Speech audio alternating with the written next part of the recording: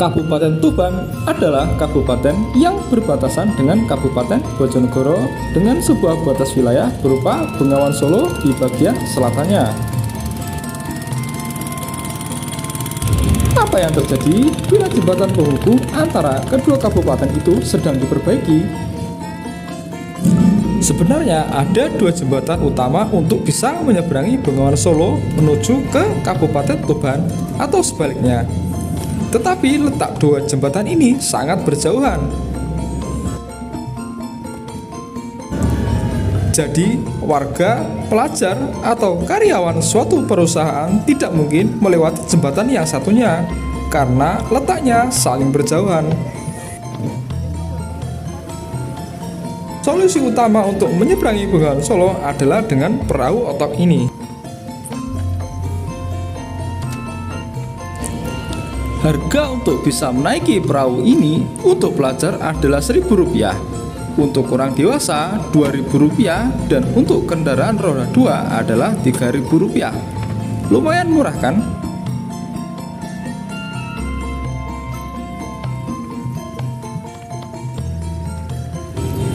Untuk satu kali penyeberangan, satu perahu otok ini bisa menampung 15-20 motor sekaligus. Jadi total pendapatan untuk satu kali penyeberangan bisa sampai 50 hingga 60 ribu sekali seberang.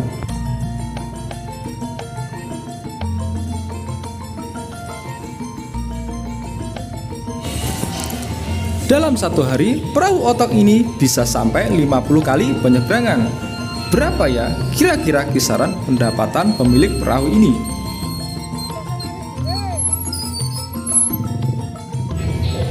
Dalam satu hari, pendapatan perahu otok ini berkisar antara 2,5 juta sampai 3 juta. Dan biasanya perahu ini ramai apabila saat jam kantor atau pada saat hari Senin sampai Sabtu, mengikuti jam kerja dari kantor atau sekolah karena rata-rata penggunanya adalah pelajar dan karyawan.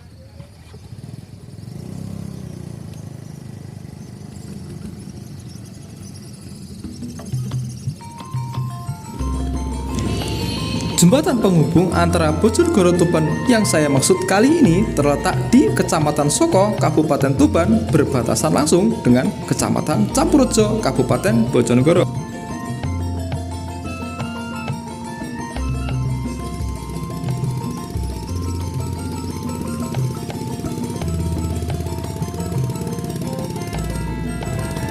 Oke pemirsa, kali ini saya sedang berada di wilayah Kabupaten Bojonegoro. Dan saya kali ini sedang ingin menuju ke Tuban untuk mereview petilasan Sunan Kalijaga di kota Tuban yang letaknya berada di pinggiran Bengawan Solo ya. Karena jembatannya sedang diperbaiki, jadi kali ini saya terpaksa menggunakan jalur air dengan naik perahu otok ini ya. Dan ini merupakan kali pertama saya naik perahu ini. Sebenarnya saya agak takut pemirsa, tapi ya semoga Allah memberikan keselamatan ya.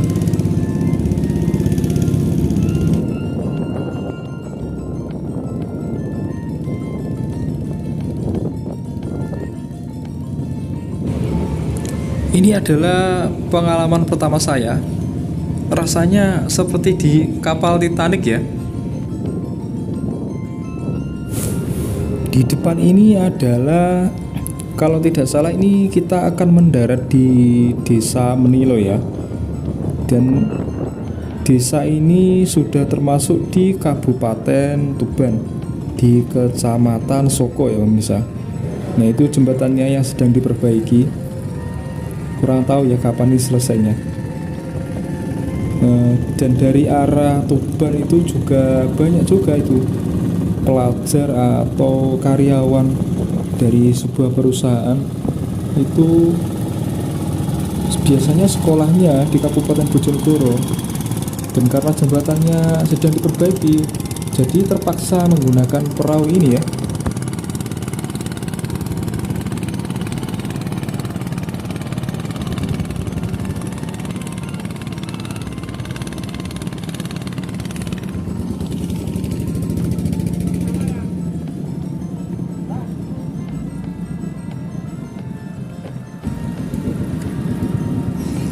Oke pemirsa, kita sudah sampai ya.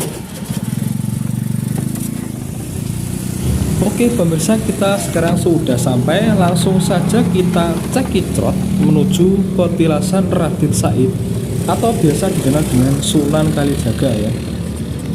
Di petilasan ini kabarnya Sunan Kalijaga pernah bertapa menunggu sebuah tongkat milik Sunan Bonang ya, di Kabupaten Tuban. Jadi ceritanya sekarang saya ini ingin mereview petilasan Sunan Kalijaga, tetapi karena lewat perahu otok ini, jadi saya ya penasaran pemirsa. Akhirnya sekalian saya vlog gimana rasanya naik perahu otok.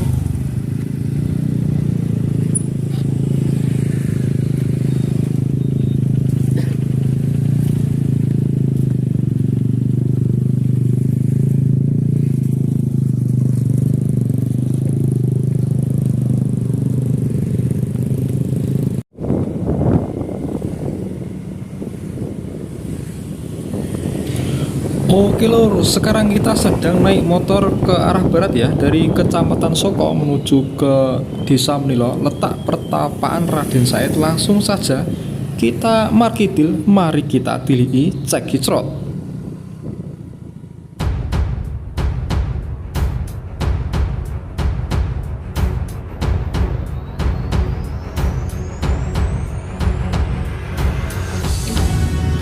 Raden Said atau Sunan Kalijaga adalah Sunan Wali Songo yang berasal dari Kabupaten Tuban.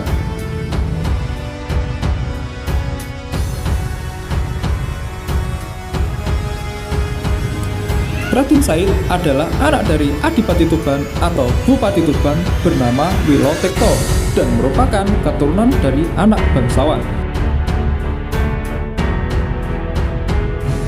Pada masa mudanya, Raden Said suka mengambil harta kaum bangsawan untuk diserahkan kepada orang yang membutuhkan, tetapi dengan jalan yang salah.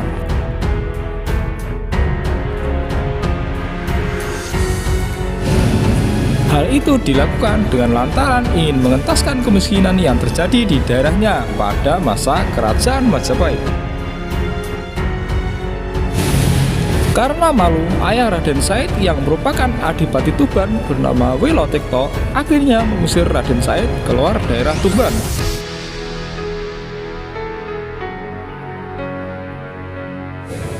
Raden Said lalu pergi mengembara dan hingga akhirnya ia menetap di hutan Jatisari, perbatasan antara Kudus dan Pati. Saat di hutan Jatiwangi Lasem Rembang, Raden Said bertemu lelaki tua yang memiliki tongkat berdaun emas. Tak disangka orang yang ia temui adalah Sunan Bonang, salah satu wali songo lainnya.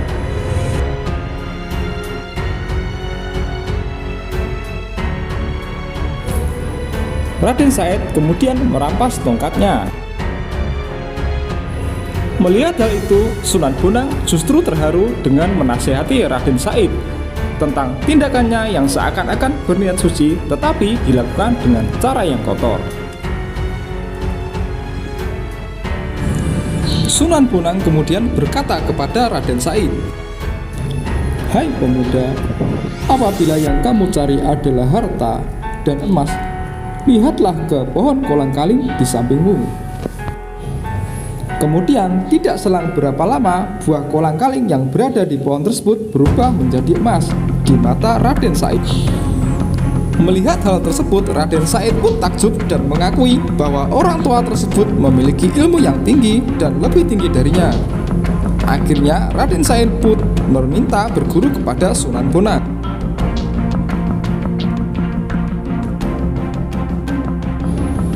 Sebagai seorang murid, Raden Said sangat patuh kepada Sunan Bonang. Bahkan pada saat Sunan Bonang memintanya untuk menunggu di tepi sungai, Raden Said tidak pernah beranjak sedikit pun dari tempatnya hingga Sunan Bonang datang kembali.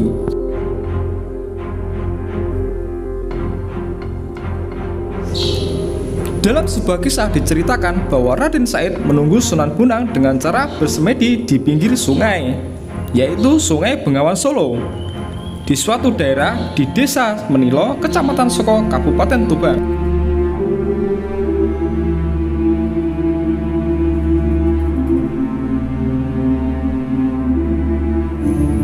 Saking kusuk dan lamanya dia bersemedi, tubuh Raden Said tertutup oleh tumbuhan yang merambat semak belukar di sepanjang pinggir kali.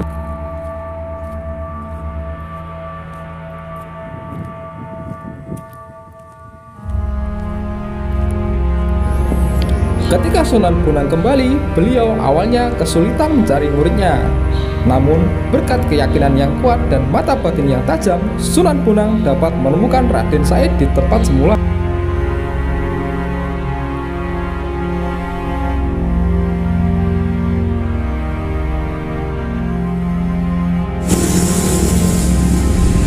Halo pemirsa, kali ini kita sedang berada di Desa Menilo, Kecamatan Soko, Kabupaten Tuban ya. Dan sekarang kita sedang mengunjungi bekas petilasan Raden Said atau biasa dikenal dengan Sunan Kalijaga. Ada juga sumber lain mengatakan bahwa nama lain dari Raden Said itu juga dikenal dengan nama Brandal Lokojoyo. Kenapa demikian? Karena pada masa mudanya, mohon maaf ini kurang baik ya, pernah memberandal ya. Tetapi hasil dari itu dikasihkan ke warga-warga miskin atau masyarakat miskin pada saat itu. Karena pada saat itu terjadi kemiskinan akibat dari kerajaan Majapahit ya.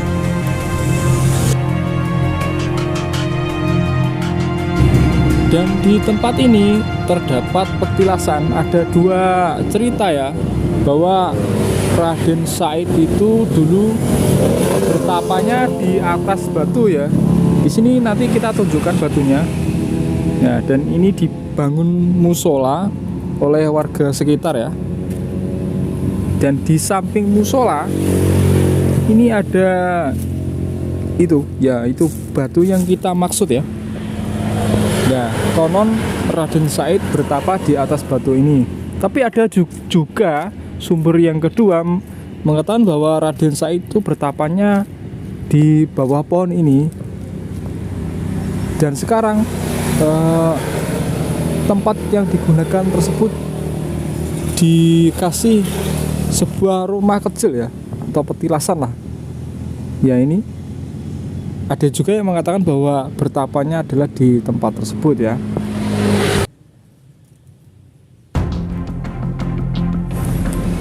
Selain petilasan di samping musola tadi, ternyata ada petilasan lain bekas Brandal Lokojoyo atau Raden Said dengan Syekh Abdul Rahman.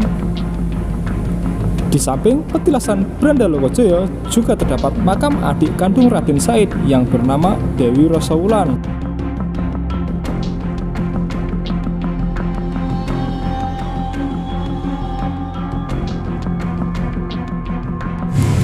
Sebelum sampai ke Desa Menilo, Dewi Rosawulan saat itu sedang mencari Sunan Kalijaga yang pergi bertapa atau menyendiri.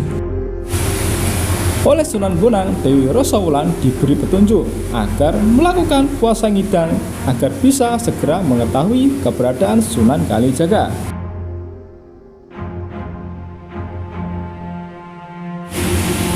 Puasa ngidang dinilai sangat berat lantaran pelakunya dilarang minum dan makan makanan lain selain dedaunan. Sembari mencari keberadaan Sunan Kalijaga, Dewi Rosawulan lantas tidak kuat menjalankan puasa ngidang. Adik Sunan Kalijaga tersebut kemudian meminum air di sebuah sendang yang ada di Desa Menilo.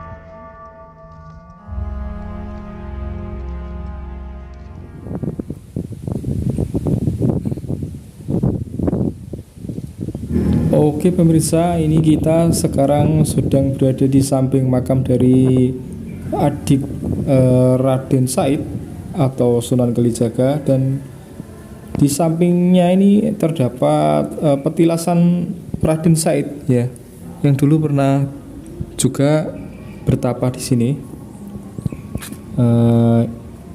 Nama lain dari Raden Said kan adalah Brandal Lokojoyo ya, dan ini konon merupakan petilasan dari Brandal Lokojoyo atau Raden Said pada waktu muda. petilasannya itu di atas bukit ya, di sampingnya dari makam adik kandung Raden Said. Kali ini kita tidak bisa ke makam adik dari Raden Said, kita langsung saja naik ke atas ke petilasan Raden Saidnya, yaitu Syekh Abdul Rahman.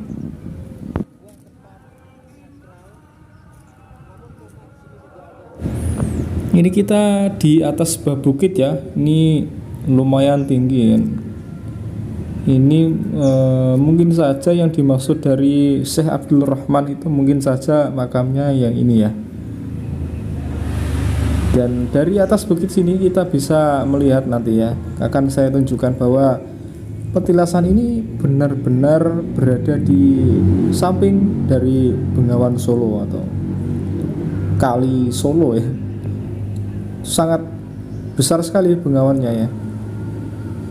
Bisa kita lihat dari sini ya. Ini kita di atas bukit. Nah, itu adalah Bengawan Solo itu pemirsa. Oke, sekian dari saya. Jika ada kekurangan atau mungkin ada kata-kata yang tidak pantas atau keliru, saya ucapkan mohon maaf yang sebesar-besarnya. Dari vlog kali ini saya mendapatkan sumber dari situs resmi di Google yang mungkin saja akurat atau mungkin saja ada juga kesalahan, jadi mohon dimaklumi. Wassalamualaikum warahmatullahi wabarakatuh.